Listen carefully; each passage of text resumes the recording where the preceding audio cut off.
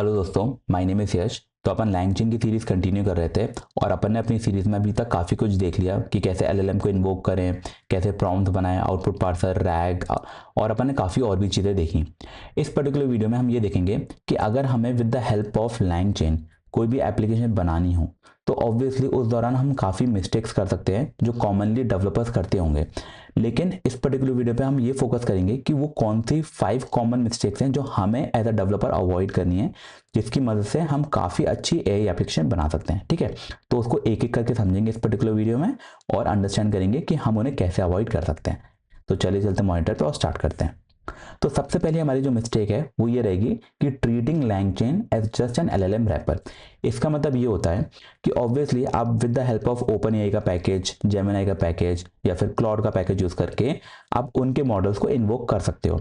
लेकिन अगर आप लैंगचेन यूज करोगे तो आप एक कॉमन तरीका आता है कि आप एक कॉमन तरीके से अपने एलएलएम को इन्वोक कर सकते हो।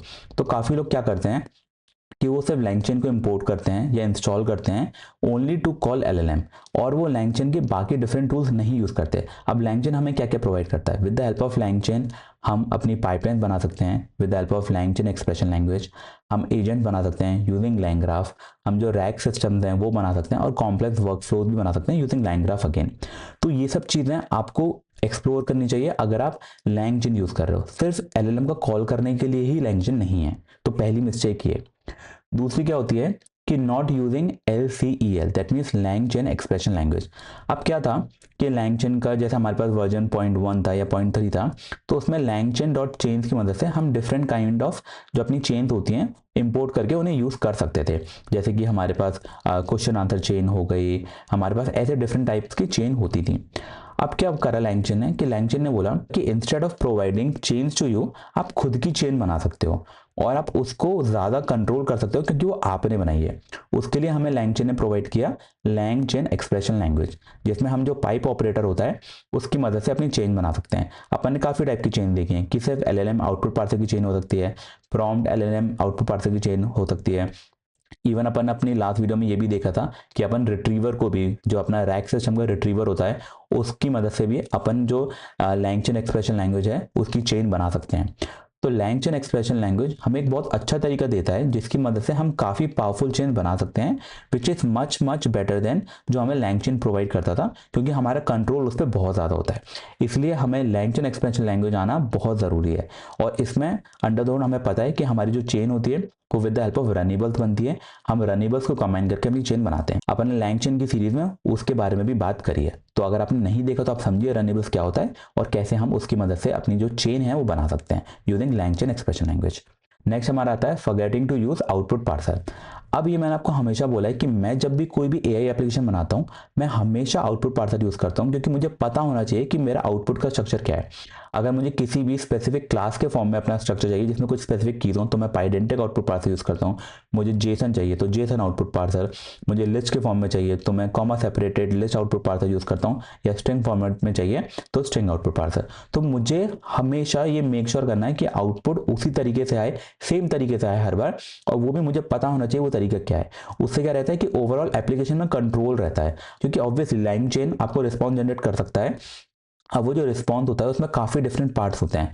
अपन को नहीं पता कि रिस्पॉन्स में क्या पार्ट अपन ने जो दिया है वो सब कुछ आया है कि नहीं, पर अगर अपन आउटपुट का स्ट्रक्चर कंट्रोल कर सकें तो हमेशा हमें पता होगा कि हमने जो बोला है वो आया है कि नहीं। तो ये वेरी इंपॉर्टेंट है। जब भी हमें कोई भी एप्लीकेशन बनानी होती है तो ये हमारे लिए उस एप्लीकेशन को एरर प्रूव करता है एलएलएम के रिस्पॉन्स से। ठीक है, तो इसलिए ये बहुत ज़्यादा इंपॉर्टेंट है। नेक्स्ट आता है इग्नोरिंग मेमोरी और यूजिंग इट इनकरेक्टली। इसका मतलब क्या है कि देर आर मेनी केसेस शायद हमें उसमें मेमोरी यूज करने की ज़रूरत ही नहीं है, हम बिना मेमोरी यूज करे भी काम चला सकते हैं। But there are many use cases जहाँ पर हमें मेमोरी यूज करना बहुत मैंडेटरी है। अब फॉर एग्जाम्पल हमें कभी किसी यूज केस के लिए मेमोरी यूज करना है, पर अब मेमोरी को मैनेज कैसे करना है वो भी एक इंपॉर्टेंट चीज़ है। फॉर एग्जाम्पल मैंने कोई एक चैटबॉट बनाया, मैं उसमें मेमोरी यूज करना चाहता हूँ। अब मैंने क्या किया कि मैं जब मेमोरी यूज कर रहा हूँ तो मैंने पूरे की पूरी जितनी भी मेरे पास हिस्ट्री थी वो मैं स्टोर करके रख रहा हूँ। वो हिस्ट्री काफ़ी बड़ी भी हो सकती है।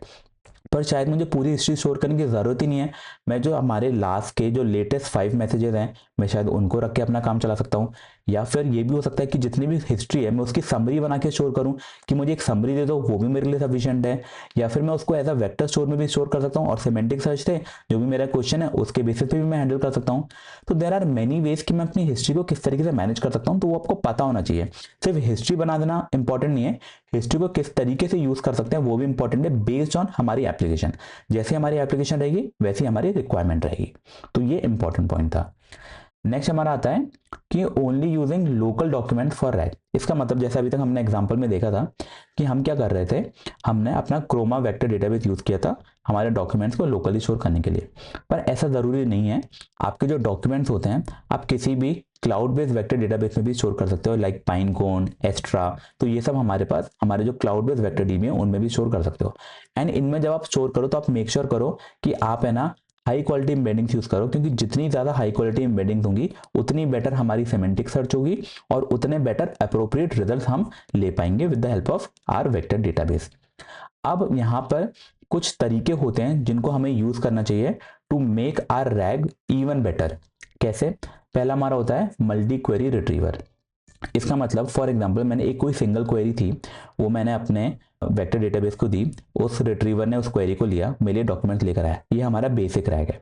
लेकिन ऑब्वियसली ये एक सिंगल सर्च था, हमारे पास जो भी डॉक्यूमेंट आ गए हमने यूज तो कर लिए, पर हो सकता है हम उससे भी बेटर लेकर आ पाए। तो हम क्या करेंगे, हमारी जो क्वेरी रहेगी ना, हम उसे पास करेंगे एलएलएम के पास, हम बोलेंगे आप इसी क्वेरी के डिफरेंट वर्जन बनाओ, और हर एक वर्जन के लिए हम क्या करेंगे, हम वेक्टर डेटाबेस में सिमेंटिक सर्च करेंगे और हमारे पास हर एक वर्जन के लिए डॉक्यूमेंट आएंगे और उन सारी डॉक्यूमेंट्स को हम यूज कर सकते हैं। तो ये होता है हमारा मल्टी क्वेरी रिट्रीवर।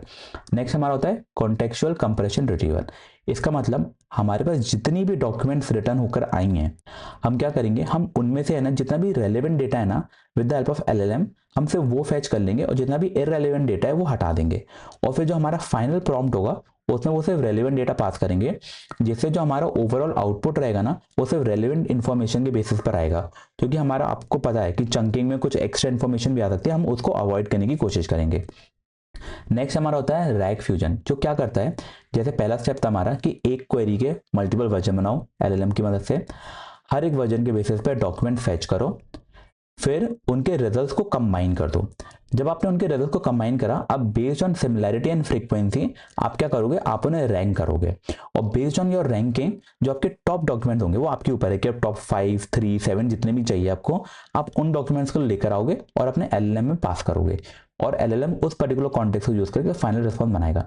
तो इस तरीके से हम क्या कर सकते हैं, अपनी रैग की क्वालिटी इंप्रूव कर सकते हैं। रैग में और भी तरीका होता है, हम हाइब्रिड सर्च भी यूज कर सकते हैं, जिसमें हम स्पार्स और डेंस वेक्टर की मदद से सिमेंटिक सर्च करते हैं, जिससे भी हमारे जो रिजल्ट्स हैं वो बेटर हो पाते हैं। या फिर हम री रैंकिंग का तरीका भी यूज करते हैं, जिसमें हमारे पास जो भी रिट्रीव डॉक्यूमेंट्स आए बेस्ड ऑन आवर क्वेरी, हम उन डॉक्यूमेंट्स को रैंक करके डेटाबेस में दोबारा स्टोर करते हैं, तो दैट जब हम नेक्स्ट टाइम क्वेरी करें तो हमें पता हो कि हमारे कौन से रिजल्ट्स को हमने अच्छा रैंक किया था, कौन से हमारे रेलिवेंट थे बेस्ड ऑन आवर क्वेरी। तो इससे भी हम अपने जो वेक्टर डेटाबेस है उसके जो डॉक्यूमेंट्स हैं उनको इंप्रूव कर सकते हैं कि बेस्ड ऑन कौन सी क्वेरी कैसे हमारे पास आउटपुट में रिजल्ट्स आने चाहिए विद हेल्प ऑफ री रैंकिंग। ठीक है, तो ये कुछ तरीके होते हैं जिनकी मदद से आप अपने रैंक को इंप्रूव कर सकते हैं। एंड जो ऊपर अपने तरीके देखे कि हमें किस तरीके से मेमोरी मैनेजमेंट करना चाहिए, हमें आउटपुट पार्सर क्यों यूज करना चाहिए, लैंग्वेज एक्सप्रेशन लैंग्वेज इतनी पावरफुल क्यों है, और लैंग्वेज जो हमारा होता है वो सिर्फ एलएलएम कॉल करने के लिए नहीं होता, उसमें हम काफ़ी कुछ कर सकते हैं। ठीक है, जैसे कि हमारे एजेंट बनाना, जैसे कि हमारे वर्क फ्लोज बनाना, रैक सिस्टम्स बनाना, या प्रॉपर पूरी की पूरी पाइपलाइन भी बनाना। ठीक है, तो ये कुछ चीज़ें होती हैं जो मुझे लगा कि मुझे आपको बताना चाहिए। और ऑब्वियसली जब अपन थ्योरी पार्ट डिस्कस करते हैं तो मैंने रैक में आपको कुछ जो कॉन्सेप्ट पता है, होपफुली शायद आपको ना पता हो तो पता चल गए, अगर पता थे तो बहुत अच्छी बात है। ठीक है, तो ये बस एक इन्फॉर्मेटिव वीडियो थी कि आपको लैंग्वेज के बारे में मैं कुछ चीज़ें बता पाऊँ कि आपको कौन सी चीज़ें अवॉइड करनी चाहिए, कौन सी चीज़ें आपको समझनी चाहिए कि अपन लैंग्वेज यूज़ करते हैं तो वो इतना स्ट्रॉन्ग फ्रेमवर्क क्यों है, इतना पावरफुल फ्रेमवर्क क्यों है, और वो क्या क्या कर सकता है। ठीक है, तो इस वीडियो के लिए इतना ही। अगर वीडियो अच्छी लगी हो तो do like, share and subscribe. मिलते हैं अगली वीडियो में, तब तक के लिए bye bye. Hold on tight to the feeling, but it's a roller coaster in my head. So